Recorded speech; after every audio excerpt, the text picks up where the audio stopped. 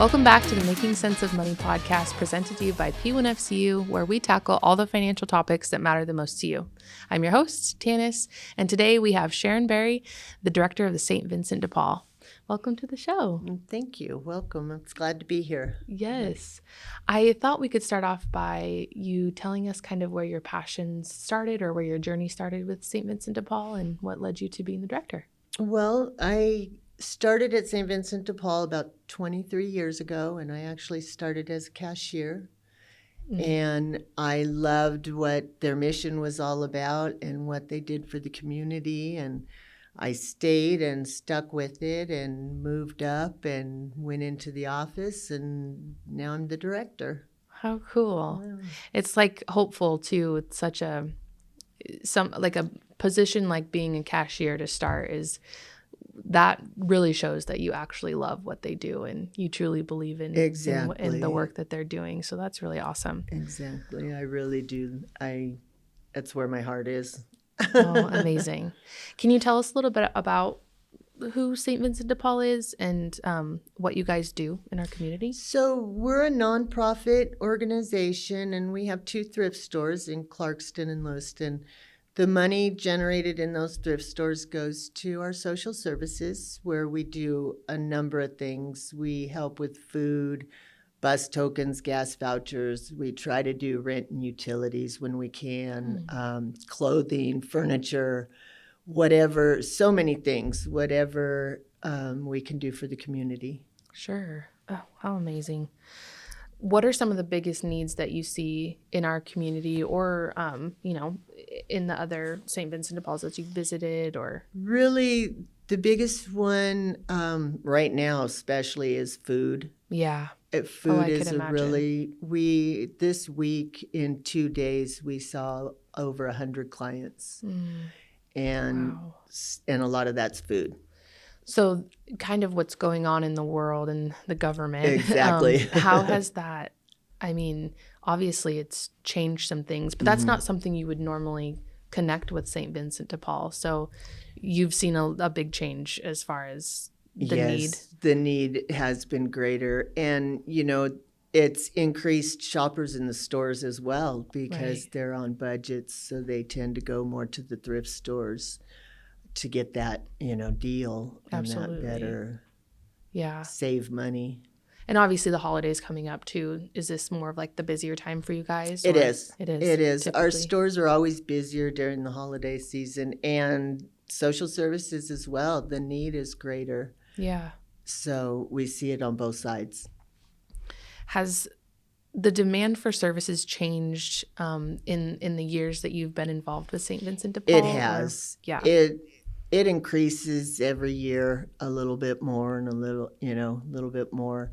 And our social services is ran completely on volunteers. Oh, wow. So that's why right now we're only able to be open 2 days a week because we just don't have the volunteers and the manpower. So, gosh, the holidays can obviously be a busy time for everyone.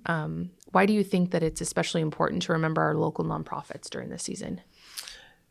People find themselves in need at Christmas time, and there's a lot of families out there that have to do without, and we struggle this time of year as well. So it's important to remember that we have those extra clients that need the assistance for Christmas, so they have a Christmas. For sure. Mm-hmm. And not only that, but with this being your, busy time, volunteers, like you mentioned, that's probably also really important and meaningful. It is. So if someone doesn't have the financial means to, donate or, donate items or money, whatever that looks like, how could they make a difference? If they had any spare time, they could come and volunteer their time and help that way.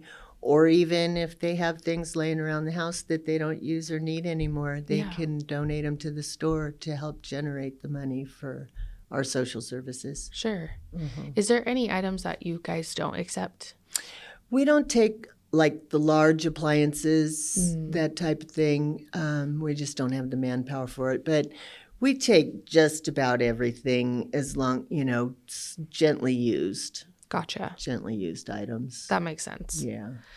For anyone that's listening that needs assistance but is just too afraid to ask, how can they reach out to you or find you? They can call the store. They can look up St. Vincent de Paul and call either store, and they can get me directly if they need to. They can call our social services also on Tuesdays and Wednesdays, but I would be more than happy to direct them in the right direction and kind of talk them through it, make them feel comfortable. Oh, perfect.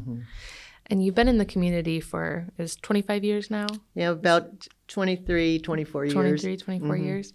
What is something that you wish everyone knew about the power of community support, and specifically in our community? How important it is, and how much I've really seen the community around here come together, especially at holiday time. Yeah. And I think it's a passion of mine to see everybody come together and help each other out and do what they can to help those that don't have anything. Yeah, the season of giving. Exactly. There is something special about that. One last question that I have for you is a question we ask all of our guests, and that is, what is one thing you wish you knew about money earlier in life? I thought about this question a lot, mostly to save it, and I want to say, if you're young and listening to this or whatever, credit, your credit is so important. Money and credit go hand in hand. And absolutely. Something I wished I would have paid more attention to when I was younger. Same. I think a lot of us are in that same boat. Yes. Very important. Well, thank you, Sharon, for spending time with us today. Thank you. There's a lot of good stuff that I think our community and our surrounding communities can benefit from. So thank you so much. Well, thank you for having me. Absolutely. And thank you to everybody for tuning in. We hope you learned something new today and feel one step closer to making sense of money. Don't forget to check out our newsletter and subscribe at p1fcu.org. We'll see you next time.